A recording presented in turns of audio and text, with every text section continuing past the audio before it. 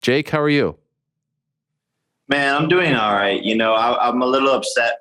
I don't get how grown men can be such bitches pulling out of fights like this. I really wanted to knock the Brit out and make him the laughing stock of the internet. But I think he saw that coming. He cracked under pressure, and I'm a little bit disappointed, Could I ask you, Jake, and by the way, is Nikisa joining us as well or no more? I don't think so. Okay. I was given a word, but obviously great to have you on. When did you first find out that this fight was in jeopardy? I found out Friday morning. It was like sort of one of those horrific morning calls, like emergency, call me ASAP, blah, blah. And that's when it sort of all unfolded. And immediately I was just really, really pissed off, but I knew that we had to keep this event alive. And I was like, I'll fight anybody. It doesn't really matter to me. And Nikisa spoke with Tyron shortly thereafter, and he was immediately down. And less than 24 hours later, we had a signed contract. And when were you told that the Fury fight was officially off? It was on Friday. Yeah, at some point during Friday. Friday. So you initially get the call that it's in jeopardy, and then later on that day, you're told it's off. Yep. And he put out a statement earlier today saying that he suffered a broken rib and a chest infection. Is that what you heard as well? So originally it was just like a chest infection that we had known of. And then the broken rib thing, they threw in there last minute. So, I really don't know. The whole entire thing seems shady. He lied about the press conference in Las Vegas. He said his mom was sick so that he had to fly home, which wasn't true at all. Tyson Fury has a history of pulling out of fights. He's pulled out of 5 fights. The family is just sketchy. I feel like something else is going on over there that they don't want to say, or they're not as confident, or he wasn't having a good camp, or whatever it was. It just sucks, man. I've fought with a broken nose. I've fought sick. Last fight against Tyron, I had a hyperextended elbow. The show goes on. And if you're really a fighter, you're going to fight through those things. The story about his mother, how do you know that she wasn't sick? It was an excuse for him to leave the country. And they basically, you don't hear anything of it after that. And didn't even spend time with her. Wasn't near her. Immediately went into camp and was training the next day with Tyson on Twitter, posting up these random videos. It's just bullshit. Speaking of training with Tyson, some footage has reemerged of them training where it seems like Tyson is attacking those ribs. I think we might have the footage here. He's attacking those ribs with like a medicine ball quite vigorously. Have you seen this footage, and do you think that might be the culprit for his injury? I have. I've seen the footage, and who knows? Who knows? It's very possible. It's very possible that could break a rib for sure.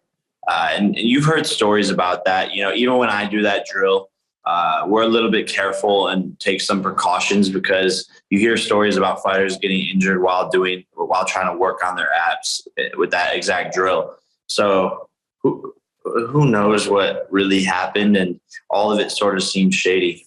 And so was there any consideration on your part because of the buildup and the somewhat bad blood, to wait to do this in January or February, just to postpone the date, but have him as your next opponent? Did you consider that at all? It was a option, right? It was a thought. And I was just like, no, we have to do this December 18th. And I'm ready to fight. I've been in training camp for almost 3 months now. I'm not gonna let this slip through the cracks. And Tyron is still a huge fight. It's still a harder fight, and I didn't knock him out. So for me, it's just as exciting because I get to go into there and prove to people that I can make corrections, based off of my last fight, because I had a good fight, whatever, I won, but there's a lot of things that I could have done better. And that's what we worked on in this camp, changed up a lot of things, brought in a nutritionist. So just have been elevating my game with every single fight, and I'm excited to show that. And I wanted to make sure that everyone on the undercard was still getting paid. You know, a lot of these fighters are living paycheck to paycheck. So Amanda Serrano was there as the co-main event. A ton of other amazing guys, Liam Perro. So I wanted the show to go on and was willing to do anything to make that happen. Before I ask you about Tyron, just want to read you a quick quote here from Tyson Fury from that media day a couple of weeks ago. He said this to, is it the Lowdown? He said this to the Lowdown. Quote, he could probably turn up with broken ribs, a broken left hand, 2 left feet, his clothes on his back to front, and with the flu, and still beat Jake Paul. I have to say, Jake, that's end quote. I'm worried, given your abilities to use the internet. I am worried about what's coming to the Furies now, given all this footage that we have. Like, you're going to have a field day with this quote right here. I mean, like, you couldn't script this any better for you. You must, the content factory must be working. I mean, this stuff is like a softball down the middle for you guys. No, 100%. And that's what goes to show that they're just a bunch of bitches. Like, they say these things publicly, but don't back it up. When I say something, I mean it. So they're out there in the media just making stuff up. And I tweeted out that video the other day. I said, I smell cap. You know, I knew he was pulling out of the fight. And the fact that he went on camera to say that, but is not going to follow through on it, is just tells all. And this is such a bad look for Tommy. You know, he missed out on the biggest opportunity of his life, and really, truly is Tommy Fumbles now. Will you consider, like, if all goes well against Tyron, would you like to consider fighting him after? Like, is he still next, or are you done with him now? I don't know. I don't know how I feel about it. You know, for me, I almost don't want to give him the opportunity. And let's say I do. Let's say I get over the emotional part of it. I'm like, okay, I'll give him this opportunity. Who knows if he's going to back out or have some excuse then, or have a chest infection, or not show up at the press conference, you know? So it's looking bad for him. And part of me wants to just be cynical and not ever give him this payday or this opportunity ever again. Also, one last thing, could I just ask about him? Speaking of press conferences, how did you feel? It got a little weird there, the last one. I mean, it was entertaining seeing you in the pool, but his dad said some things about your girlfriend that it was a little uncomfortable to hear that. And I could almost sense that Tommy was uncomfortable hearing his father talk about a woman like this. Did you feel like it crossed? I saw BT Sport put out a statement about it. Did you feel like they crossed the line, or maybe his father crossed the line afterwards? No, I mean, I personally didn't care at all. And again, it's all entertainment, and there's nothing that anybody could say that will affect me. So for me, it is what it is. You know, the guy was in prison for 11 years. So, you know, they just shouldn't let someone like that on stage with the microphone. He's a lunatic, and it's clear as day. But I was excited to beat his son up for sure. Okay, so now we get to Tyron. Was he the only one considered? You know, there was thoughts. There was random thoughts, but the first phone call was to him, and he immediately was like, "Yeah, I've been training." He was supposed to have a fight in January, so he's in shape. So it makes perfect sense for him. You know, it's Tyron's lucky day, right? He gets another massive payday, and he gets the opportunity or the chance to avenge himself. And you said on Twitter earlier this morning, you will pay him $500,000 out of your own pocket if he stops you. Why? You know, there's rumors going around, you know, that everyone sort of has come to believe that, like, my fights are rigged, or that I don't have, or I don't allow my opponents to knock me out in the contracts. And it's just not true. It's completely bullshit. Of course, all these people are going to do is try to discredit me, because when you're at the top, that's what happens. So I just want to nip the rumors in the butt and give my opponent contractually. I'm giving Tyron an extra $500,000 if he can knock me out. So it just nips the rumors in the butt, and shows people that all of my fights have been real, are real, and will continue to be real. It's illegal to rig a fight or to stage a fight. It's illegal to have things like that because it's fraud and there's outcomes. You can't change the outcome of a professionally sanctioned bout. It's illegal. You end up in jail. So the fact that people even say this, we just wanted to squash the rumors. I can't believe that's still a thing. I think it actually originated on this show when your old friend Dylan Dennis put that out there.